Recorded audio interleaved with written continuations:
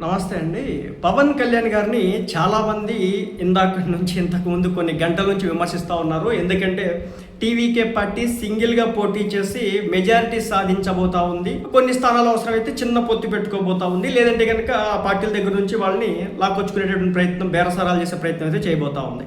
పక్కన పెడితే ఇలాంటి క్రమంలో పవన్ కళ్యాణ్ గారిని ఇష్టం వచ్చినట్టుగా ఇతను ఒక స్టార్ హీరో అట, ఇతను పోటీ చేస్తాడట, చేశాడట, పొత్తు పెట్టుకున్నాడట, క్యాడర్ నమ్మేసాడట, తాకట్టు పెట్టాడట, ఒక్కటి కాదు రెండు కాదు రెచ్చిపోతా మాట్లాడడం అయితే జరుగుతుంది. నాకు నవ్వొస్తా ఉంది.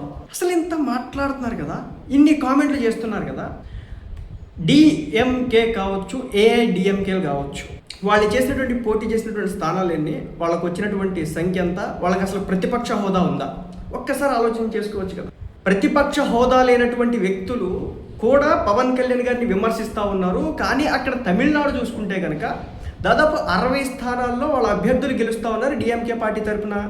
45 స్థానాల్లో ఏడిఎంకే ఏదైతే ఉందో వాళ్ళ అభ్యర్థులు గెలుస్తూ ఉన్నారు. అట్లీస్ట్ వాళ్ళకంటూ ప్రతిపక్ష స్థాయి హోదా ఒక 18% ఏదైతే నెంబర్స్ ఉన్నాయో అవి ఉన్నాయి. సో కాబట్టి వాళ్ళకి అట్లీస్ట్ ప్రతిపక్ష స్థాయి హోదా అయినా ఉంది. కానీ పవన్ కళ్యాణ్ గారిని విమర్శించేటటువంటి వ్యక్తులకి ఈ ప్రతిపక్ష స్థాయి హోదా అయినా ఉందా చెప్పగలరా?